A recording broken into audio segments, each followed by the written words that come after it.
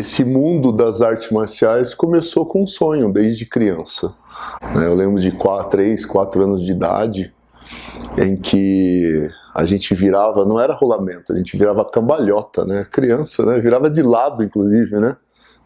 E adulto também faz isso até hoje. A gente vai ensinando, vai desenvolvendo técnicas e desenvolvendo autoconfiança, né? Então, acho que o principal propósito de estar falando aqui é exatamente essa palavra, né? Por meio do sistema, por meio das lutas, dos sistemas de lutas, você tratar de liderança de pessoas e de grupos, né? Até por isso que hoje eu vim até com essa camisa aqui, né? Tipo, né, valorize seus amigos testados, né? De confiança, né? Inspirado nessa questão de aprender, fortalecer grupos, né? Desenvolvendo autoconfiança de pessoas. Atualmente a gente está desenvolvendo profissionalmente uma questão muito forte assim, de valorização operacional, né? Em que eu aplico todos os princípios das artes marciais, né, da disciplina, do foco, da metodologia de ensino, da sistematização de coisas que são importantes, que traduzindo por um serviço público são os planos de ação, as metas, os protocolos institucionais, né? A gente fala plano de comando, né? Onde você identifica as prioridades, né? Então, enfim, qual é a missão? Então, qualquer ambiente, tanto pessoal quanto profissional, você desenvolver e entender, né, o que é mais importante você fazer e focar naquilo é legal, né? Até destacando uma experiência recente de um aluno que eu estou ensinando Krav Maga, né, uma pessoa espetacular. E outro dia eu fui falar, vamos treinar um pouco aí técnica, né? Então, a primeira aula de trocação que ele fez comigo, eu comecei a perceber que ele abaixava a cabeça. Então, eu ia dar um soco, ele fechava os olhos, dava um soco, ele fechava os olhos. Eu falei, não, vamos mais calmo, né? Então, quando você consegue individualizar essa conduta, né, de uma forma como uma aula personal, né, ou grupos pequenos, você consegue identificar essas diferenças do comportamento das pessoas.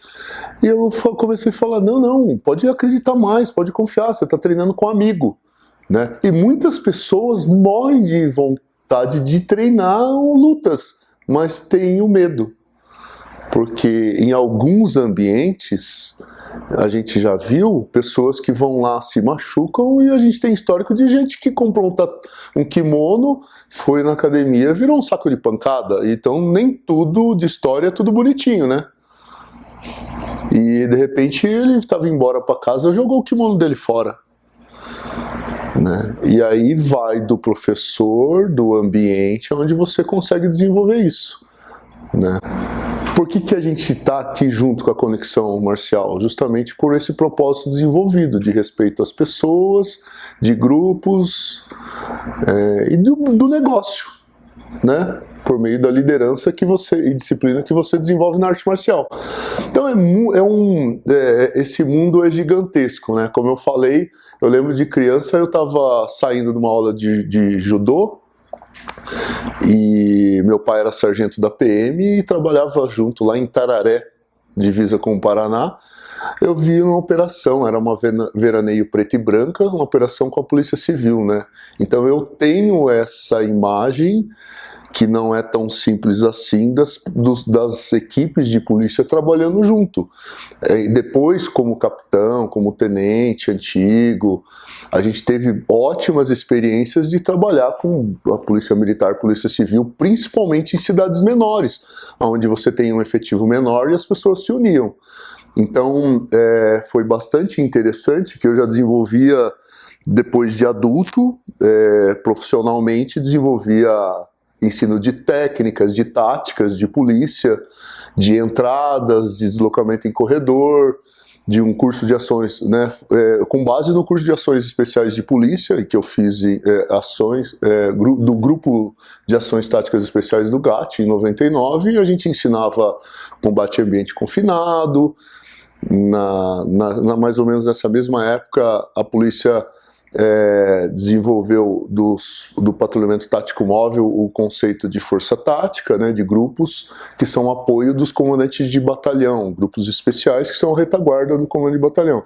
Então a gente começou a estudar para desenvolver isso também. Então, além do CQB, que é de tropa especial, né, de resgate de reféns, a questão de uma varredura no ambiente, de trabalhar baixa luminosidade, que eu comparo muito nessa questão do desenvolvimento de autoconfiança, porque você desenvolve técnicas, mas como que você vai ter autoconfiança para fazer deslocamento e entrada no escuro?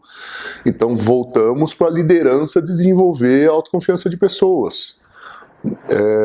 Então daí a gente começa a perceber às vezes a dificuldade, às vezes um policial ele ser responsabilizado disciplinarmente, e você percebe, então, que quando você olha, individualiza aquela conduta, você percebe que você tem a oportunidade de ensiná-lo a desenvolver autoconfiança para tirar o medo, porque muitos dos seres humanos, eles são agressivos porque eles estão se defendendo.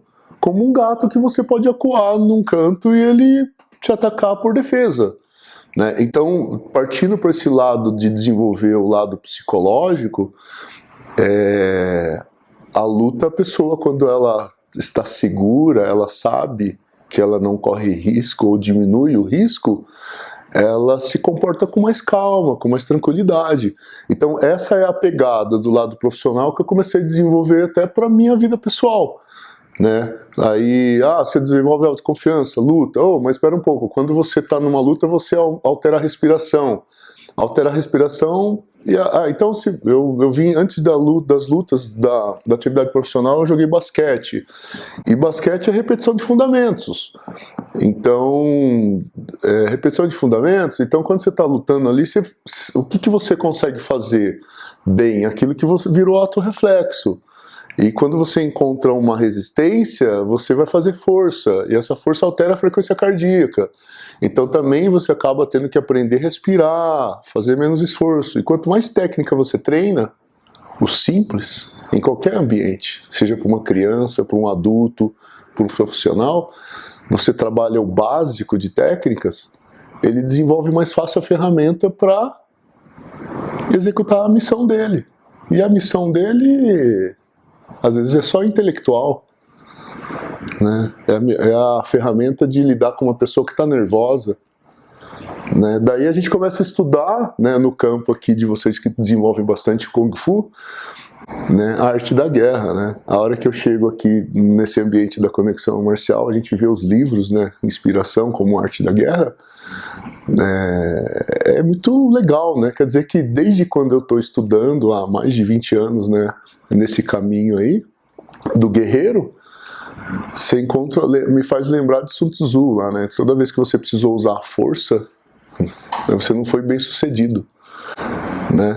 E por quê? Porque as pessoas, quando precisam usar a força física, normalmente elas se frustram, né? Porque você consegue resolver na negociação. Aí eu vou usar todas as vezes a mesma palavra do que? Para ser uma base para a gente até manter o assunto que eu estou desenvolvendo.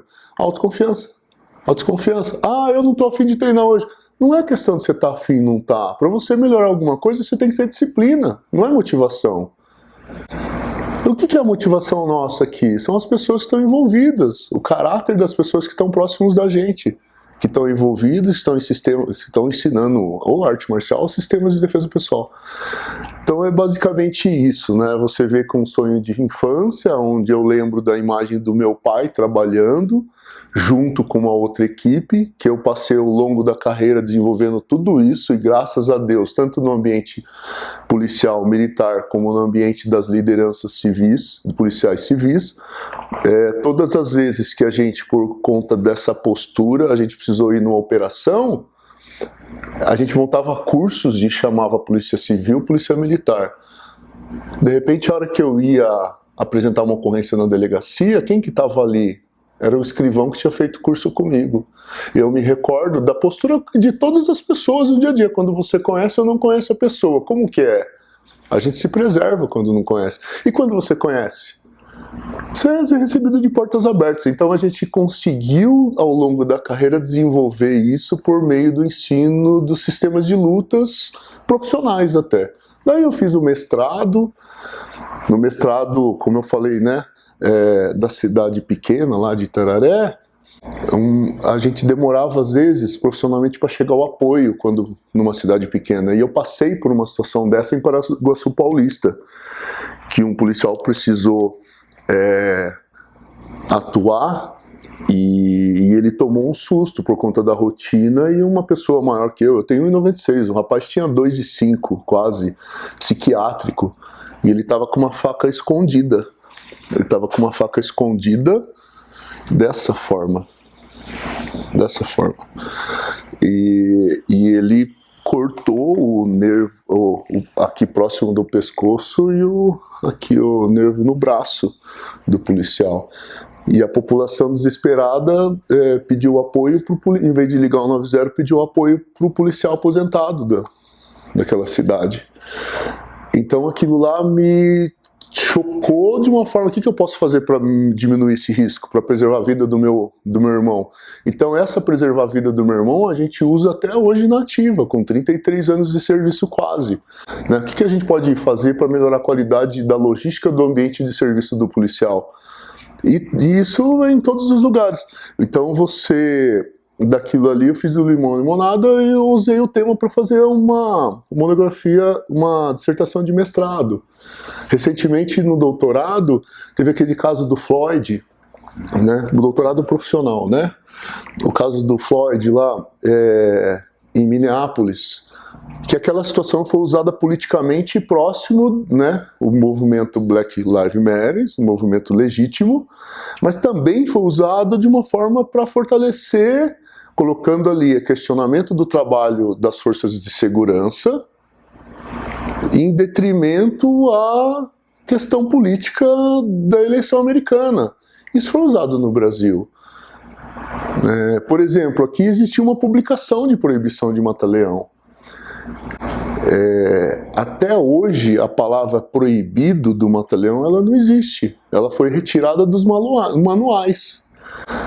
Entendeu? Mas o que acontece do outro lado? O que o ser humano profissional usa? Aquilo que ele é ensinado. Entendeu? Então, em algum momento, a restrição de pescoço foi ensinada e ela desenvolveu a autoconfiança de algumas pessoas que passaram a usar mais.